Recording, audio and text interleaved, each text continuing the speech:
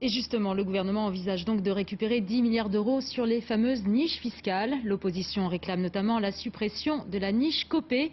Cette disposition fiscale permet l'exonération des plus-values lors de la cession d'une entreprise.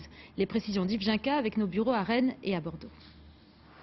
On l'appelle la super niche fiscale des entreprises. En 3 ans, 22 milliards d'euros en moins dans les caisses de l'État. Voulu par Jean-François Copé, alors ministre du Budget, le dispositif permet aux sociétés de ne plus payer d'impôts sur une partie de leurs profits.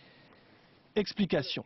Auparavant, quand une entreprise vendait une filiale en dégageant une plus-value, ce profit était taxé à 33%. Depuis 2007, la taxe est supprimée. Résultat, les grands groupes en ont profité. Par exemple, GDF Suez, 840 millions d'euros d'économies d'impôts via une vente de filiales.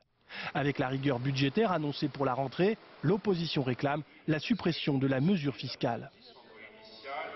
Maintenir le dispositif Copé, c'est donner l'impression que seules les classes moyennes feront l'effort d'ajustement budgétaire. Je ne crois pas que ce soit une bonne chose, ni pour l'efficacité économique et certainement pas pour la justice.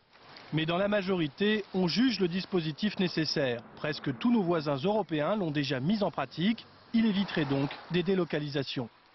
Nous ne pouvons pas avoir une fiscalité qui soit sensiblement plus lourde ou sensiblement différente en France par rapport aux pays voisins. Sinon, c'est des pertes d'emplois et des pertes d'investissement.